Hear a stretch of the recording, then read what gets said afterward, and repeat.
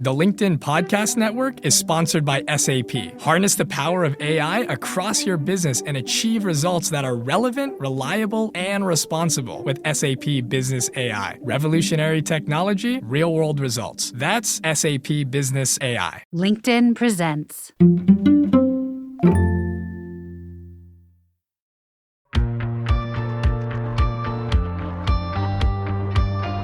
It's Thursday. I'm Michael Kovnat, and this is the Next Big Idea Daily. Big ideas from big thinkers in under 15 minutes.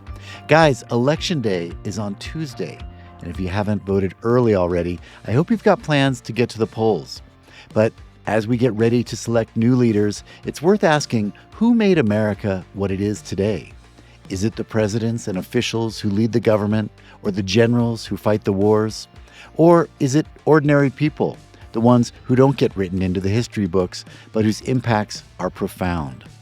Before you answer, check out these big ideas from the book, The Small and the Mighty, 12 Unsung Americans Who Changed the Course of History, from the founding to the Civil Rights Movement, by Sharon McMahon.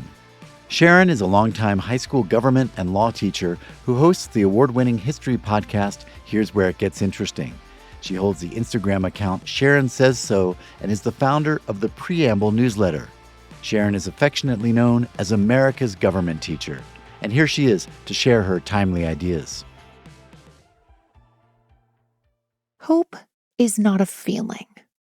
It's a choice. In The Small and the Mighty, I talk about one of my own personal heroes. Her name is Septima Clark, and she was born in 1898 and had a life that probably most of us would not want to trade places with. When I say the list of things that happened to this woman is extensive, I mean it. More than once, she almost died in like a plane crash or a car accident. People tried to firebomb her house. She was falsely arrested. She lost her job, or I should say, she was fired from her job. She discovered that her husband had a secret second family. At one point in her life, she becomes so despondent that she is nearly suicidal and is saved from harming herself at the last moment. When she grows up to become a teacher, she gets a job in South Carolina at a school called Promise Land School. And the school was no promised land. It didn't even have glass in the windows. And so in order to keep the bugs out, you would have to close the shutters and the children would have to have school in the dark. Septima Clark did not look around and think to herself, wow, I am really going to change the course of history here. In fact, quite the opposite. She probably felt like the problems of the world are too overwhelming. There are far too many issues for me to address. What can I do? It's essentially hopeless. And yet, rather than waiting to feel feelings of hopefulness, she just decided to make a choice. And that choice ended up changing the course of history. What she goes on to do is truly, truly remarkable. And suffice it to say that the United States would have no civil rights movement as we know it without the efforts of women like Septima Clark. Most of the important changes that have happened in the world occurred because ordinary people did the next needed thing. In fact, most of the civil rights movement was people putting one foot in front of the other. Hey, I have an idea. Yeah, let's give that a try. Oh, this is going well. Okay, well, what if we keep going for another week? What if you do that and I try this? The same thing is true of women's suffrage. Women worked for more than 80 years to gain the right to vote. And this idea that there is somebody out there who has typed up the plan, steps 1 through 12, and we all need to just get on board with the plan and implement the plan. And once we've all done that, then everything will have been changed for the better. That is just not reality. And that is also not supported by any historical precedent. People just kept looking at the situation in front of them and doing the next needed thing. And for some of us, the next needed thing is a really big deal. Some of us have millions of people in our audiences, or we have many millions of dollars, or we have the ability to create huge lasting impact. Some of us are literally nursing a baby while a 2-year-old is running around the house as you're listening to this. And you might be thinking, I don't know what the next needed thing is. I'm just trying to make it through the day. But what I'm telling you is that the next needed thing is something different for each one of us, and that is the way it is meant to be. And what you can do today is not always indicative of what you'll be able to do in 5 years or 10 years. History shows us that when people do the next needed thing where they are with the resources available to them, incredible things can happen. True leadership is about who you lift up, not who you tear down. Many of the people who make headlines are famous for getting in some sick burns. They're excellent at making fun of their political opponents in a way that makes other people be like, oh, such a good one. And I know you know what I'm talking about. We have all been prone to watching those takedown clips and perhaps feeling secretly gleeful when somebody we dislike gets taken down a couple of notches. It's human nature. But ultimately, the people upon whom history smiles kindly, they are the people who spent their life building other people up, asking, how can I be of service? How can I help? Instead of orienting themselves towards self-aggrandizement, instead of orienting themselves towards making sure that other people are taken down a peg or two. And I like to think about somebody else who I profile in the book. His name is Julius Rosenwald, who came by an incredible fortune by what he calls luck and proximity. He was born the very middle-class son of an immigrant family who arrived to the United States with absolutely nothing. They were peddlers. No way of knowing what their son would someday become, even though they actually lived down the street from the Lincoln family in Illinois. They had no way of knowing who Abraham Lincoln would become either. So when Julius Rosenwald becomes rich beyond his wildest imagination, and he is able to buy everything he's essentially ever wanted and set up his children and his wife with all the fancy clothes and the vacations and the beautiful home, he turns 50 and he looks around and he's like, what should I do with all of this money? Maybe I should do something cool with it. And what he ends up doing with his money, he gives most of it away in a really, really interesting fashion.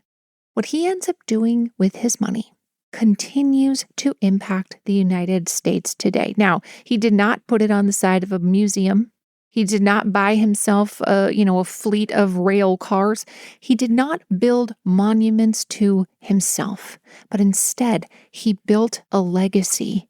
In fact, most of the people who were prominent in the civil rights movement were impacted by what he chooses to do with this fortune that he came into by virtue of luck and proximity.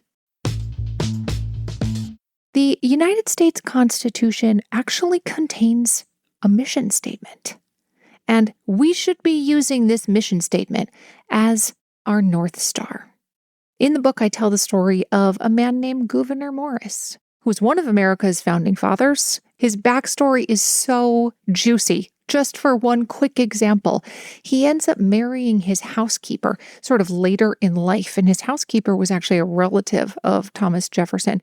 His housekeeper came to him because she had been disgraced, essentially. She had allegedly had a baby with her sister's husband, and she and her sister's husband conspired, allegedly, to get rid of this newborn baby. So she has to flee her family home. But Gouverneur Morris has an incredible backstory. He was also a fantastic writer. James Madison, who is considered the father of the United States Constitution, says nobody could have done a better job than Gouverneur Morris. He is the man who penned the words, "We the people." And he wrote the preamble to the Constitution. And there are 4 principles in the preamble to the Constitution that if you summarize them in modern language, they say that the United States is at her best when she is just, peaceful, good, and free. And time again, the best Americans have done their part to uphold these 4 principles: just, peaceful, good, and free. And today we can ask ourselves, when we are making public policies, when we are electing leaders, to what extent does this leader uphold America's mission statement? In order to make progress, we have to be honest about where we've come from. I know there is a tendency to go through history and pick out all the good stories because, believe me, I have done it. Many of them are in this book. We love reading stories about people who did something truly incredible, and I think they're worth reading. It is worth surrounding ourselves with a community of ancestors who did incredible things and that provide inspiration from which we can live our own lives. I think that's a very valuable exercise. But in addition to examining what people from history have gotten right, we also have to examine what people from history have gotten wrong. And so often in today's political climate, we have a tendency to shy away from examining what people from the past have gotten wrong. They're labeled divisive concepts, or they're given some other name that makes them sound big and scary, and like we can't possibly handle discussing the real, beautiful, honest truth of history. And we do ourselves a disservice when we orient ourselves towards this posture, because in order to build true patriotism, we cannot do that on a lie, right? And there's a difference between patriotism and nationalism. One is positive and one is negative.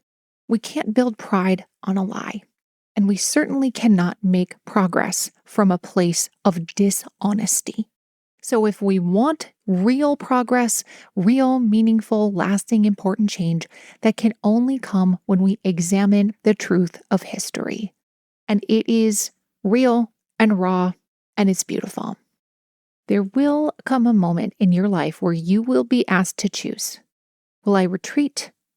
Or will I move forward with courage? And you will realize, just like the people in this book, that every experience, every setback, every heartbreak, every triumph, every joy, it will all be used. The character that you've been cultivating will be called upon. And when that moment comes, for some of you, that moment is right now. Whenever it is, I hope you'll rise to it. Thank you, Sharon. All right, everyone, get yourself a copy of The Small and the Mighty at your favorite bookstore, and don't forget to vote. If you got something from today's show, how about giving us a rating or review in your podcast player to help others find it? And remember, if you want to have big ideas like this right in your pocket, head over to the App Store and download our Next Big Idea app. I'm Michael Kovnat. See you tomorrow.